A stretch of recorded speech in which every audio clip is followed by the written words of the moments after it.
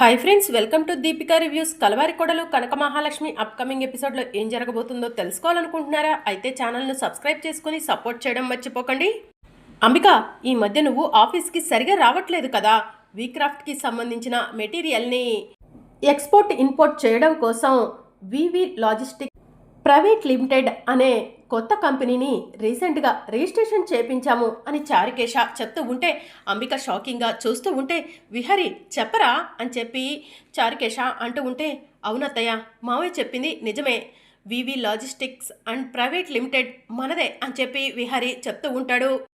Vihari, tender రాలేదు కదా అని చెప్పి టెండర్ని అడ్డు పెట్టుకొని నిన్ను చైర్మన్ పదవి నుంచి దించేద్దాం అనుకున్నాను. నీ చేతుల్లో ఉన్న చైర్మన్ పదవిని లాక్కుందాం అనుకున్నాను. ఇంటిని, బిజినెస్ని అన్నీ కూడా నా గుప్పెట్లోకి తెచ్చుకుందాం అనుకున్నాను. కానీ నేను చేసిన ప్లాన్ అంతా కూడా వృధా అయిపోయింది అని చెప్పి అంబిక మనసులో అనుకుంటూ ఉంటుంది. అవును, వివి లాజిస్టిక్స్ అండ్ ప్రైవేట్ లిమిటెడ్ పేరు మీద నేను టెండర్ కోట్ చేయలేదు కదా. విహారీ గ్రూప్ ఆఫ్ కన్స్ట్రక్షన్ పేరుతోనే టెండర్ కోట్ చేశాను కదా అని చెప్పి విహారీ అంటూ ఉంటాడు. అది నేను చెప్తాను విహారీ అని చెప్పి చారుకేశ అంటాడు. అందరూ కూడా చారుకేశ వైపు చూస్తూ ఉంటే, ఇదంతా కూడా మన లక్ష్మి టాలెంట్ విహారీ. లక్ష్మికి ఎందుకో టెండర్ దగ్గర ఏదో జరుగుతుందన్న అనుమానం వచ్చింది. ఆ తరువాత నాకు వెంటనే ఫోన్ చేసి వివి లాజిస్టిక్స్ అండ్ ప్రైవేట్ లిమిటెడ్ పేరుతో ఇంకొక టెండర్ వేయమని చెప్పింది. లక్ష్మి చెప్పిన విధంగానే మరో టెండర్ కూడా వేశాను.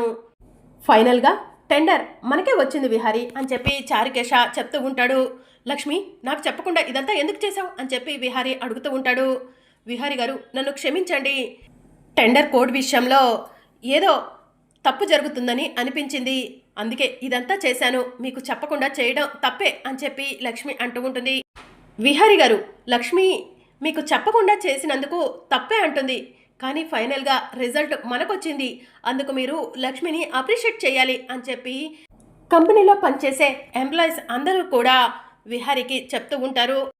లక్ష్మి గారు, కంగ్రాచులేషన్స్, మీ వల్లే ఈసారి కూడా మనకే టెండర్ వచ్చింది అని చెప్పి ఎంప్లాయీస్ అందరూ కూడా లక్ష్మిని పొగుడుతూ ఉంటే అంబిక కోపంగా అక్కడి నుంచి వెళ్ళిపోతూ ఉంటుంది.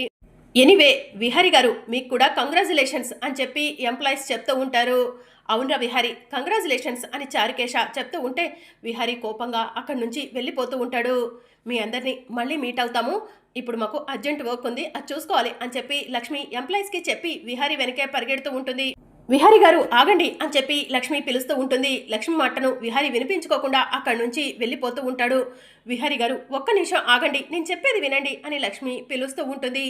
ఇక విహారీ లక్ష్మి మాటను వినిపించుకోకుండా కార్ స్టార్ట్ చేసి వెళ్ళిపోతూ ఉంటాడు. ఇంకా లక్ష్మి పరిగెట్టుకుంటూ విహారీ కారు వెనక వెళ్తూ ఉంటుంది. విహారీ గారికి అసలు ఏమైంది, నేను పిలుస్తున్నా కూడా వినిపించుకోకుండా ఎందుకు వెళ్తున్నారు అని చెప్పి లక్ష్మి ఆలోచిస్తూ ఉంటుంది. ఇక మరోవైపు భుజంగం స్వామీజీ వేషం కట్టుకొని విహారీ ఇంటికి వెళ్తూ ఉంటాడు. విహారీ, నేను ఎంత చెప్పినా కూడా నా మాట నువ్వు వినిపించుకోలేదు కదా. నా మాట లెక్క చేయకుండా నువ్వు టెండర్ దక్కించుకున్నావు కదా. నేనంటే నీకు భయం లేకుండా పోయింది. నీ అమ్మను ఈరోజు చంపైనా సరే నేనంటే నీకు ఏంటో తెలిసేలా చేస్తాను అని చెప్పి భుజంగం మనసులో అనుకొని విహారీ ఇంటికి స్వామీజీ గెటప్లో వెళ్తూ ఉంటాడు.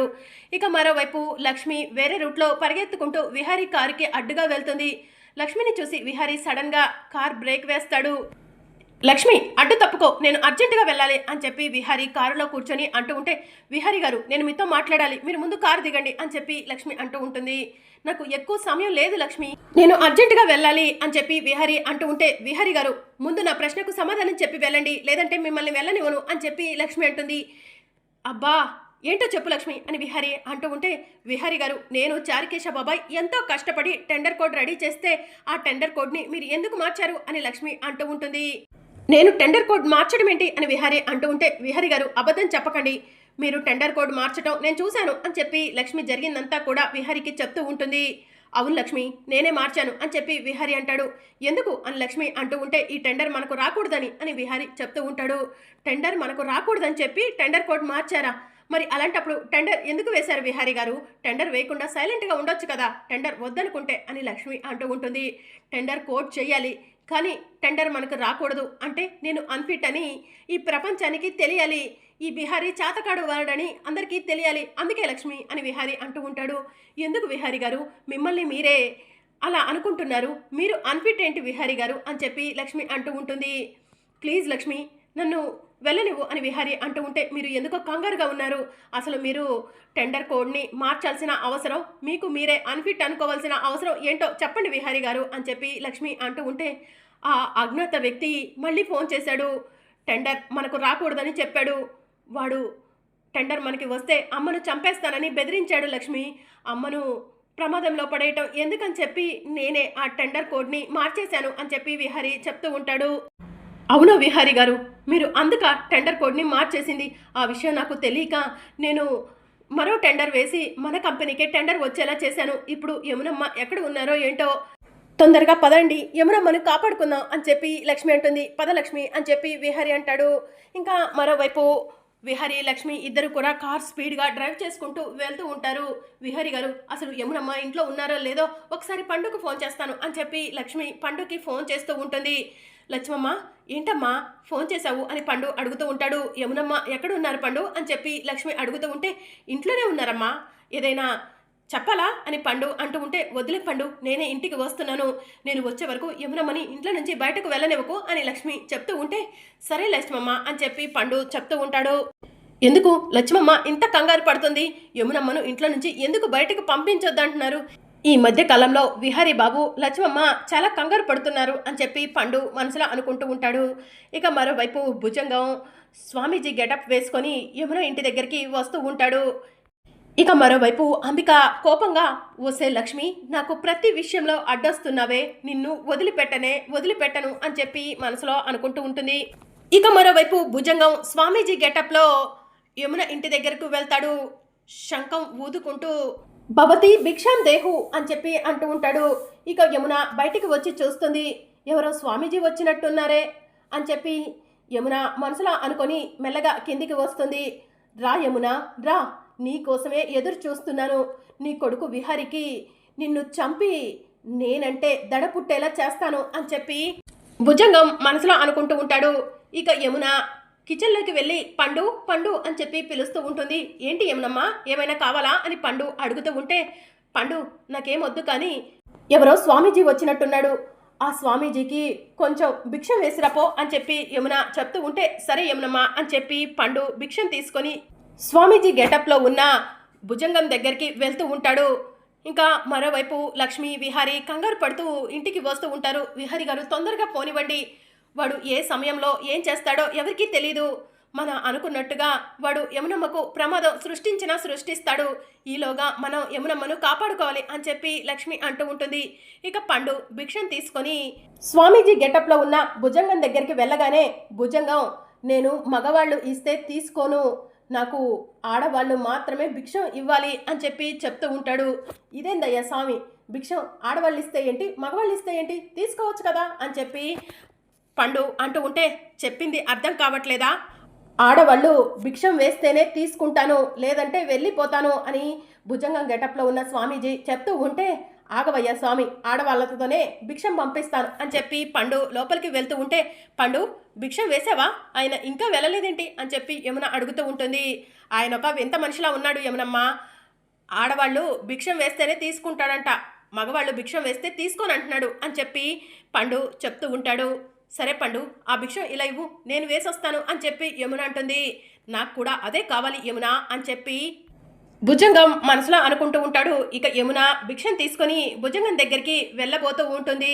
రా యమున రా, నీ చావును వెతుక్కుంటూ నువ్వే వస్తున్నావు, కాసేపట్లో నువ్వు ఈ లోకాన్ని వదిలి వెళ్ళబోతున్నావు, నీ కొడుకు విహారీకి నేనంటే భయం తెలియబోతుంది, ఇక మీదట నేను చెప్పిందే ఆ విహారీ వింటాడు అని చెప్పి భుజంగం మనసులో అనుకుంటూ ఉంటాడు. స్వామీజీ పట్టండి భిక్షం వేస్తాను అని చెప్పి యమున భిక్షం తీసుకొని భుజంగం దగ్గరకు వెళ్ళగానే, భుజంగం సంచిని ఓపెన్ చేసి అందులో నుంచి కత్తిని తీసి తన మొహానికి ఉన్న గడ్డాన్ని తీసి యమున అని చెప్పి అనటంతో యమున భుజంగాన్ని చూసి షాక్ అవుతుంది. యమున నిన్ను చంపడం కోసమే వచ్చాను, నీ చావు ఇక ఎవ్వరు ఆపలేవరు, నీ చావు నా చేతుల్లోనే రాసి పెట్టుంది అని భుజంగం కత్తి తీసుకొని యమునని కత్తితో పొడవబోతూ ఉండగా లక్ష్మి పరిగెత్తుకుంటూ వచ్చి భుజంగం చేతిని గట్టిగా పట్టుకుంటుంది. లక్ష్మి అమ్మ లక్ష్మి అని చెప్పి యమున అంటూ ఉంటే, యమునమ్మ మీరు అడ్డు తప్పుకోండి అని చెప్పి లక్ష్మి అంటుంది. ఇక విహారీ కూడా పరిగెత్తుకుంటూ వచ్చి, రేయ్ ఎవడ్రా నువ్వు, మా అమ్మని ఎందుకురా చంపాలనుకుంటున్నావు అని చెప్పి విహారీ భుజంగాన్ని అంటూ ఉంటే ఇక భుజంగం లక్ష్మిని విహారీని తోసేసి అక్కడి నుంచి పారిపోతూ ఉంటాడు. విహారీ గారు మీరు వాడిని పట్టుకోండి అని చెప్పి లక్ష్మి అంటుంది. ఇక విహారీ భుజంగం వెనుక పరిగెడుతూ ఉంటాడు. ఇక మరోవైపు లక్ష్మి యమునమ్మ మీకేం కాలేదు కదా అని చెప్పి అంటూ ఉంటే నాకేం కాలేదు లక్ష్మి అని చెప్పి యమున టెన్షన్ పడుతూ ఉంటుంది. పండు తొందరగా మంచినీళ్ళు తీసుకురా అని లక్ష్మి అంటూ ఉంటే ఇక పండు వెళ్ళి మంచినీళ్ళు తీసుకొని వస్తాడు. లక్ష్మి యమునకు మంచినీళ్ళు తాపిస్తూ ఉంటుంది. యమునమ్మ అతను మీకు తెలుసా, అతను మిమ్మల్ని ఎందుకు చంపాలనుకున్నాడు అని లక్ష్మి అడుగుతూ ఉంటుంది. యమునమ్మ బాగా టెన్షన్గా ఉంది. ఇప్పుడు ఏం అడిగినా కూడా చెప్పే పరిస్థితిలో లేరు. లోపలికి తీసుకెళ్దాం లక్ష్మమ్మ అని చెప్పి పండు అంటాడు. ఇక యమునను తీసుకొని లక్ష్మి లోపలికి వెళ్తూ ఉంటుంది. ఊరి దుర్మార్గుడా భిక్షం కోసం వచ్చి మా యమునమ్మను చంపాలనుకున్నావా అని చెప్పి పండు అంటూ ఉంటాడు. భిక్షం కోసం వచ్చాడా పండు అని లక్ష్మి అంటూ ఉంటే అవును లక్ష్మమ్మ బిచ్చం కావాలన్నాడు. నేను బిచ్చం వేయటానికి పోతే మగవాళ్ళైతే తీసుకోను, ఆడవాళ్ళే వేస్తేనే తీసుకుంటా అన్నాడు. అందుకే యమునమ్మ వెళ్ళింది అని పండు చెప్తూ ఉంటాడు. విహరి బాబు ఎలాగైనా సరే ఆ దుర్మార్గుడిని పట్టుకుంటారు. యమునమ్మను ఎందుకు చంపాలనుకున్నాడో తెలుసుకుంటాడులే అని చెప్పి పండు చెప్తూ ఉంటే అమ్మ లక్ష్మి విహారీకి ఫోన్ చెయ్యి, వాడిని దొరకకపోతే వెనక్కి వచ్చేయమని చెప్పు అని చెప్పి యమున చెప్తూ ఉంటే విహారీ గారు ఎలాగైనా వాడిని పట్టుకుంటారు యమునమ్మ అని చెప్పి లక్ష్మి అంటూ ఉంటే వద్దు లక్ష్మి వాడొక దుర్మార్గుడు, వాడు అనుకున్నది సాధించడం కోసం ఏమైనా చేస్తాడు. ముందు విహారీ ఏదైనా ప్రమాదంలో పడతాడేమో, విహారీకి ఫోన్ చేయి లక్ష్మి అని చెప్పి యమున అంటూ ఉంటుంది. సరే యమునమ్మ అని చెప్పి లక్ష్మి విహారీకి ఫోన్ చేస్తూ ఉంటుంది. ఇక విహారీ భుజంగం వెనక పరిగెడుతూ ఉంటాడు. ఫోన్ రింగ్ అవుతుందని విహారీ ఆగిపోతాడు. లక్ష్మి ఇంటికి ఫోన్ చేస్తుంది అని చెప్పి విహారీ ఫోన్ లిఫ్ట్ చేస్తాడు. విహారీ గారు వాడు దొరికాడా అని లక్ష్మి అంటూ ఉంటే లేదు లక్ష్మి వాడినే వెంబడిస్తున్నాను, ఖచ్చితంగా పట్టుకుంటాను అని విహారీ చెప్తూ ఉంటే వద్దు విహారీ గారు వెనక్కి వచ్చేయండి అని లక్ష్మి అంటుంది. ఎందుకు లక్ష్మి అని విహారీ అంటూ ఉంటే యమునమ్మ మిమ్మల్ని వెనక్కి వచ్చేయమని చెప్తున్నారు అందుకే అని చెప్పి లక్ష్మి చెప్తూ ఉంటుంది. మరి అప్కమింగ్ ఎపిసోడ్లో ఏం జరగనుందో తెలుసుకోవాలనుకుంటున్నారా? అయితే ఛానల్ను సబ్స్క్రైబ్ చేసుకొని సపోర్ట్ చేయడం మర్చిపోకండి. Thank you for watching.